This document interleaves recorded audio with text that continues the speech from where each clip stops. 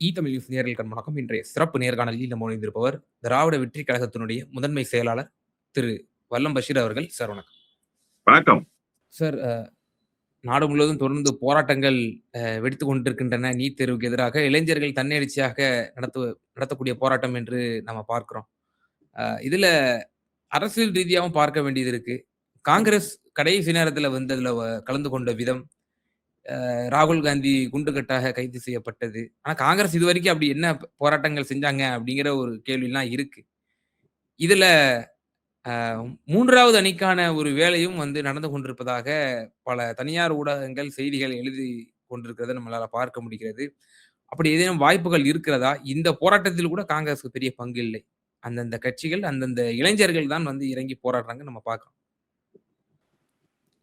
NEET கொண்டு வரப்பட்டதிலேயே காங்கிரசுக்கு ஒரு மிகப்பெரிய பங்கு இருக்கிறது என்பதை யாரும் மறுத்துவிடவே முடியாது.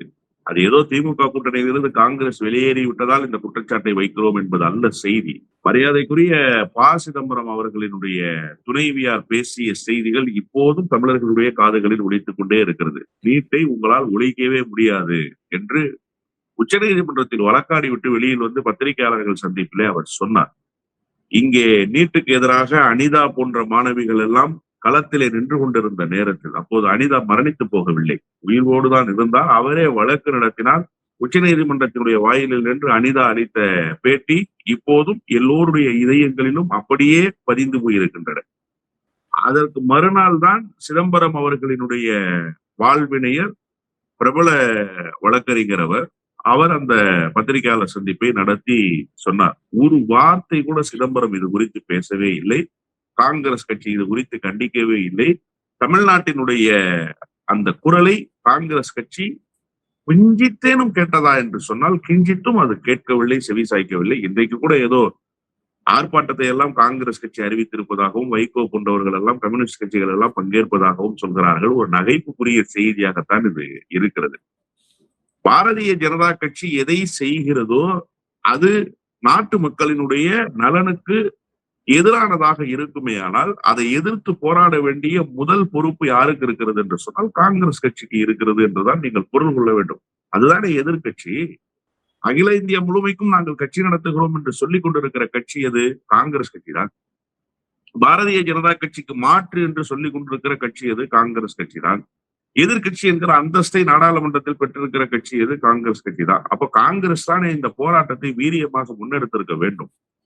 ஏதோ புதிதாக துவங்கப்பட்ட ஒரு அமைப்பு, காக்ரோச் ஜனதா பார்ட்டி என்கிற அந்த அமைப்பு, அந்த சிஜேபி முன்னெடுத்த அந்த போராட்டம், மாணவர்கள் முன்னெடுத்த அந்த போராட்டம், அந்த போராட்டத்திலே போய் காங்கிரஸ் தன்னை நுழைத்துக் கொள்கிறது. ராகுல் காந்தியினுடைய கைது நடவடிக்கை கூட ஒரு நாடகம் போலத்தான் பார்க்கப்பட்டது. ராகுல் காந்தி எதற்காக அங்கே சென்றார், அங்கே என்ன பேசினார், காங்கிரஸ் கட்சி அன்றைக்கு போனதற்கு பிறகு என்ன பங்களிப்பை காங்கிரஸ் கட்சி செலுத்தி இருக்கிறது? நீங்க சத்தியபூர்த்தி பவனுடைய வாயிலை திறந்து விட்டீர்களா மாணவர்களுக்கு தமிழ்நாட்டுக்குள்ள? அல்லது அக்பர் ரோட்டில் இருக்கிற காங்கிரஸ் கட்சியினுடைய அலுவலகத்தை மாணவர்களுக்காக திறந்து விட்டீர்களா? இல்ல. உங்களுடைய தலைவர்களை தொடர்ச்சியாக அனுப்பி அந்த போராட்டத்திலே பங்கெடுக்க செய்தீர்களா? அதுவும் இல்லை. ஒரு அடையாள போராட்டமாக அதை மாற்றுவதற்கு காங்கிரஸ் கட்சி முயற்சித்தது. காங்கிரஸ் அதைத்தான் செய்தது என்றுதான் நான் புரிந்து கொள்கிறேன். அப்போ காங்கிரஸ் கட்சியினுடைய பங்களிப்பு என்பது இதுல பெரிதாக ஒன்றுமே இல்லை. நீங்க இன்னொரு முக்கியமான விஷயம், காங்கிரஸ் இந்த போராட்டத்தை கையில் எடுத்திருந்தால் அது இந்த அளவுக்கு வீரியமாக மாறி இருக்காது. மக்கள் அதற்கு செவிசாய்த்திருக்க மாட்டார்கள். மக்கள் அந்த கவனத்தை மக்களுடைய போராட்டமா இருந்திருக்காதுன்னு நினைக்கிறீங்க? இல்ல, கண்டிப்பா இருந்திருக்காது. மக்களினுடைய மதிப்பையே அது பெற்றிருக்காது. அது ஏதோ காங்கிரஸ் கட்சி 10ஓடு 11ஆக இந்த போராட்டத்தை நடத்துகிறது என்றுதான் மாறி இருக்கும். நீங்க 13 ஆண்டு காலம் ஏறக்குறைய ஆட்சியை நடத்தி கொண்டிருக்கிறார் மோடி, இல்லையா?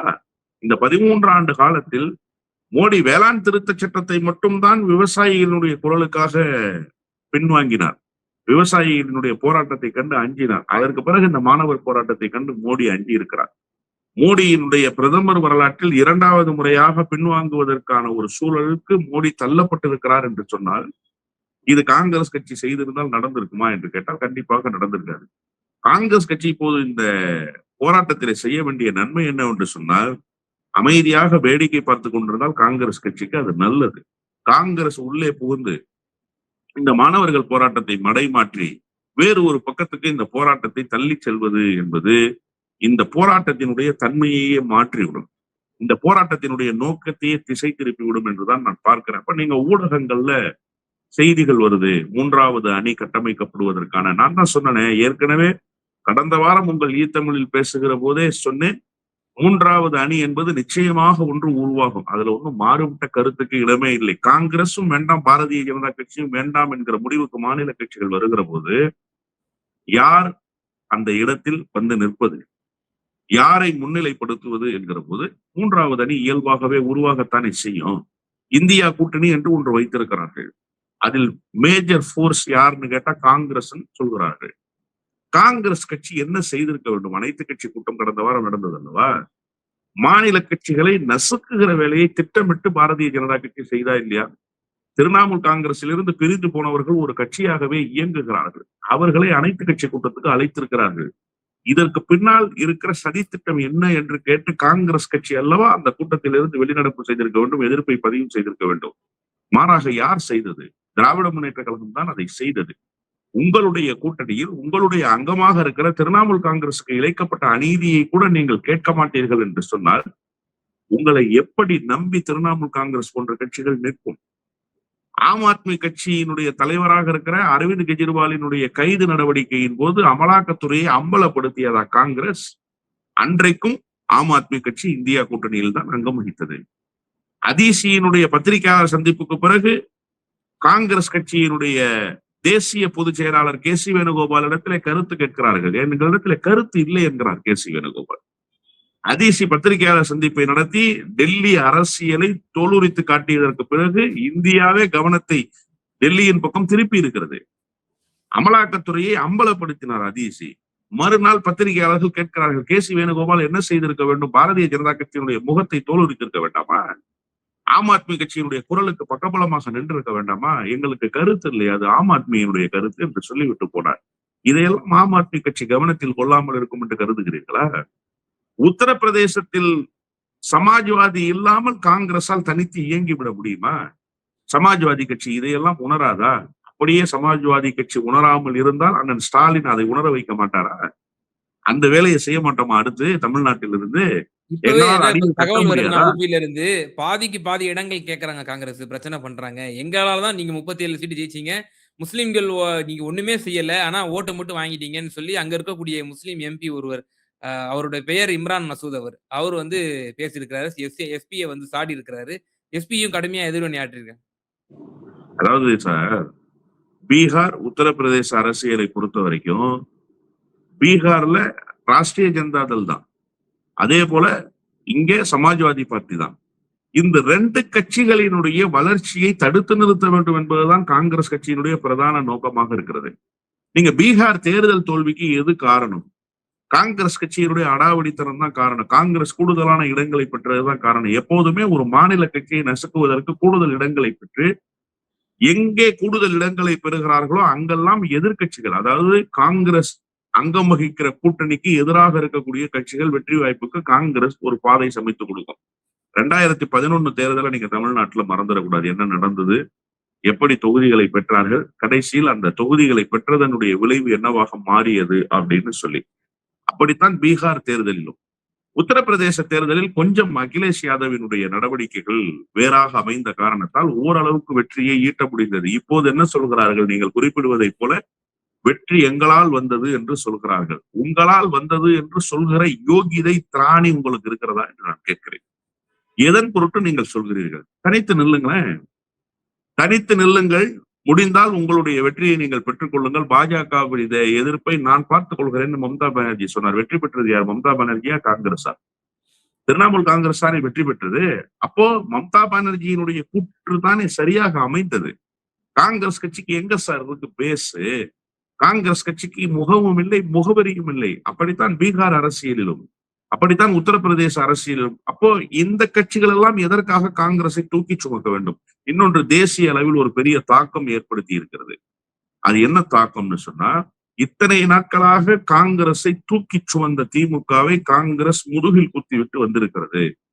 நாளை ஆட்சி அதிகாரம் வேறு ஒரு பக்கம் திரும்புமே ஆனால் எப்போது வேண்டுமானாலும் எப்படி வேண்டுமானாலும் இவர்களால் முதுகில் குத்துவதற்கான அந்த சூழலை உருவாக்கி கொள்ள முடியும் என்கிற அந்த நிலை அகில இந்திய அரசியலில் இப்போது பரவலாக பேசப்படுகிறது.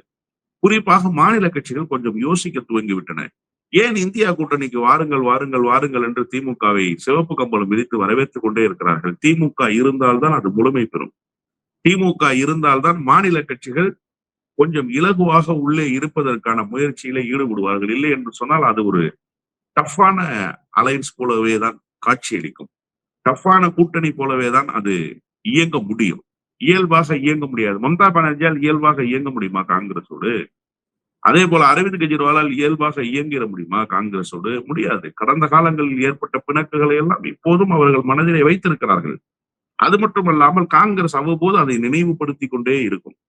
காங்கிரஸ் நினைவுபடுத்துவதை எப்படி கடந்து விட்டு அந்த கட்சிகள் போகும்? அப்போ ஒரு பீஸ்ஃபுல் சுச்சுவேஷனை உருவாக்குற அந்த கட்சி எது என்று கேட்டால் திமுக தான். கடந்த காலத்தில் இந்தியா கூட்டணிக்கு முகம் தந்தவரே அண்ணன் ஸ்டாலின் தானே.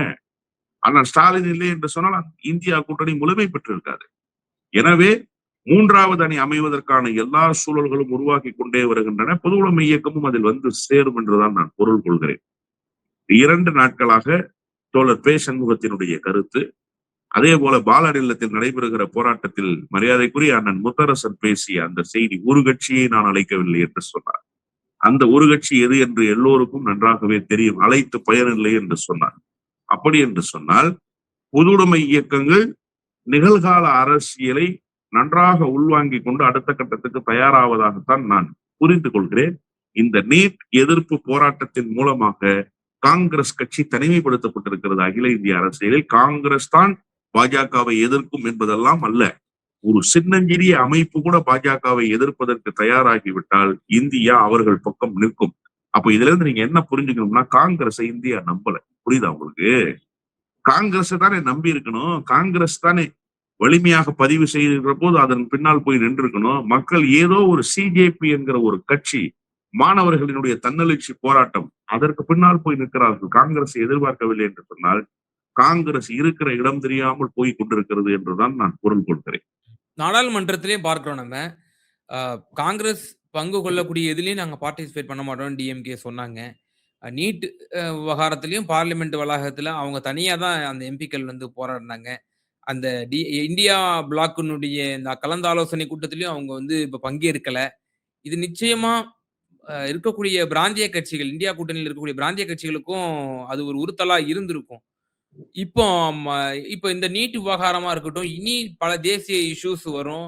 அதுல எல்லாருடைய பங்களிப்பும் வேணும். இப்போ இந்த மான்சூன் செஷன்லயே என்னென்ன கொண்டு வர போறாங்கன்னு நம்ம பொறுத்து இருந்து பார்க்க வேண்டியது இருக்கு. டீலிமிட்டேஷன் தாண்டி வேற என்னென்னலாம் கொண்டு வர போறாங்கன்னு சொல்லி. அப்போ அந்த இந்த கூட்டத்தொடரிலேயே ஒரு காங்கிரசுக்கும் அந்த இந்தியா கூட்டணியில் இருக்கக்கூடிய பிராந்திய கட்சிகளுக்கும் ஒரு பிணக்கு ஏற்படும் தான் நம்ம வந்து எதிர்பார்க்க வேண்டியிருக்கா? இந்தியா கூட்டணியில் அங்கம் வகிக்கிற பிராந்திய கட்சிகள், நீங்கள் குறிப்பிடுகிற மாநில கட்சிகளுக்கு ஏற்கனவே காங்கிரஸோடு பிணக்கு இருக்கத்தான் செய்கிறது. காங்கிரசினுடைய அந்த பெரியண்ணன் மனோபாவம் இருக்குல்ல, நான் தான் வந்து காஷ்மீரிலிருந்து கன்னியாகுமரி வரைக்கும் பாஜகவை எதிர்க்கிறேன்னு வாய்ச்சவடால் பேசிக் கொண்டிருப்பதை மாநில கட்சிகள் விரும்பவில்லை. குறிப்பாக சமாஜ்வாதி கட்சி, ஆர்ஜேடி, அன்றைக்கு இருந்த திமுக, இப்போது இருந்து கொண்டிருக்கிற திரிணாமுல் காங்கிரஸ் வரை அதை வந்து கடுமையாக எதிர்க்கிறார்கள். ஏனென்று சொன்னால் இவர்கள் எல்லோரும் களத்தில் நின்று பேசிய எதிர்ப்பு குரலை அறுவடை செய்து கொண்டு போனது காங்கிரஸ். நீங்க பாரத் ஜோடோ யாத்ரா, பாரத் நியாயா யாத்ரா, 2 யாத்திரைகளை மேற்கொண்டார் ராகுல் காந்தி. உண்மையிலேயே நான் பாராட்டுகிறேன். நான் எதிர்பார்க்கவே இல்லை ராகுல் காந்தி இவ்வளவு மெனக்கெடுவார் என்று சொல்லி. ஏதோ கேரவன் மூலமாக வருவார், அங்கங்கே கூட்டங்களில் பேசுவார், அப்படியே புறப்பட்டு போவார், 2 இடங்களில் நடப்பார் என்று நினைத்தேன். உண்மையிலேயே நடந்து விட்டார். அது பாராட்ட வேண்டியதுதான். ஆனா அதன் மூலமாக காங்கிரஸ் கட்சி இந்தியாவுக்கு சொன்ன செய்தி என்ன? இந்தியர்களினுடைய உணர்வுகளை புரிந்து கொண்டு காங்கிரசினுடைய செயல்பாடுகள் எப்படி இருந்தது? நீங்க நாட்டு மக்களை எல்லாம் போய் சந்தித்து விட்டு அவர்களுடைய குரலை எல்லாம் கேட்டு நான் இந்த ஆட்சியை அப்புறப்படுத்துவதற்கு எல்லா வகையிலும் முயற்சிக்கிறேன்னு சொல்லிட்டு வந்து பாரதிய ஜனதா கட்சியை அதிகாரத்தில் இருந்து வீழ்த்தி வீட்டுக்கு அனுப்புவதுதான் உங்களுக்கு நோக்கமாக இருந்திருக்கணும். எல்லா இடங்கள்லயும் போய் நீங்க ஒரு பேரரசியல்ல ஈடுபட்டீங்க இல்லையா? சமாஜ்வாதி கட்சி கிட்ட சண்டை, திரிணாமுல் காங்கிரஸ் கிட்ட சண்டை, அதே போல பீகார்ல சண்டை. தமிழ்நாட்டுல மட்டும்தான் அவங்க பெரிய அளவுல சண்டை போடல. காரணம் என்னன்னா, தகுதிக்கு மீறிய இடங்களை நாடாளுமன்ற தேர்தல்ல திமுக கொடுத்து விட்டது. தகுதிக்கு குறைவா கொடுத்திருந்தா பேசி இருந்திருப்பாங்க. அதனால தகுதிக்கு மீறிய இடங்களை திமுக கொடுத்துருச்சுன்ற அந்த ஒரு திருப்தியோடு அவர்கள் நகர்ந்து போனார்கள் என்பதுதான் யதார்த்தமான உண்மை. ஆம் ஆத்மி கட்சியோட சண்டை அதெல்லாம் விடுங்க சார். அந்த பாரத் நியாயா யாத்ரா இருக்கு இல்லையா, அது எங்க வந்து முடிஞ்சது?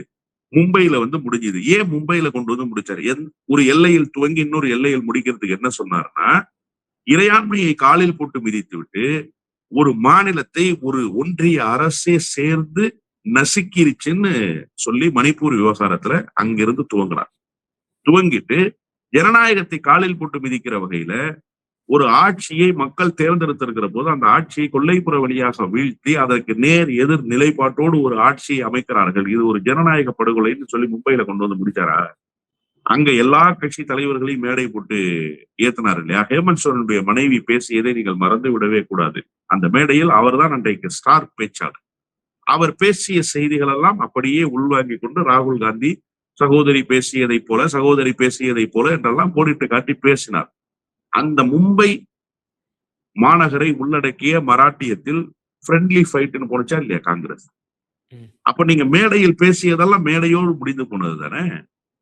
அப்ப உங்களை எப்படி என்சிபி நம்பும்? உங்களை எப்படி உத்தவ் தாக்கரே நம்புவாரு? உத்தவ் தாக்கரேக்கு நீங்க எப்படி ஒரு லாயல் ஃப்ரெண்டா இருக்க முடியும்? லாயல் பார்ட்னரா எப்படி நீங்க இருக்க முடியும்? ஏற்கனவே தேசியவாத காங்கிரஸ் நொந்து போய் கிடக்கிறது.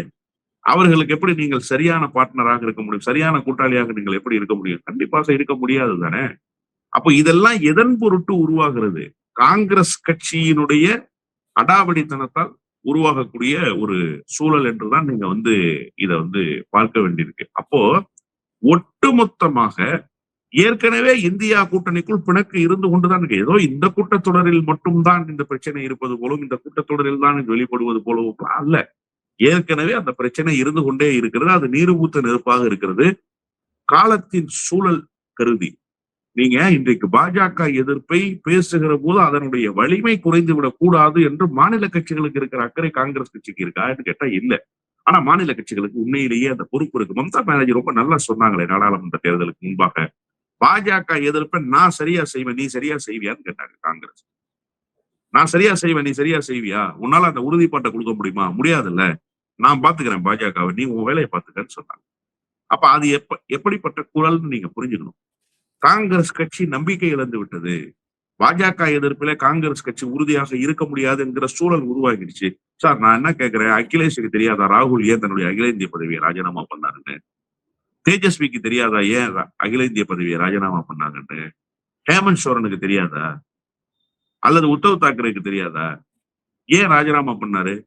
காங்கிரஸ் கட்சிக்குள்ள RSS ஊடுருவிச்சுன்னு சொன்னார். அவருடைய ராஜினாமா கடிதத்துல இருக்க ஒப்புதல் வாக்குமூலம்.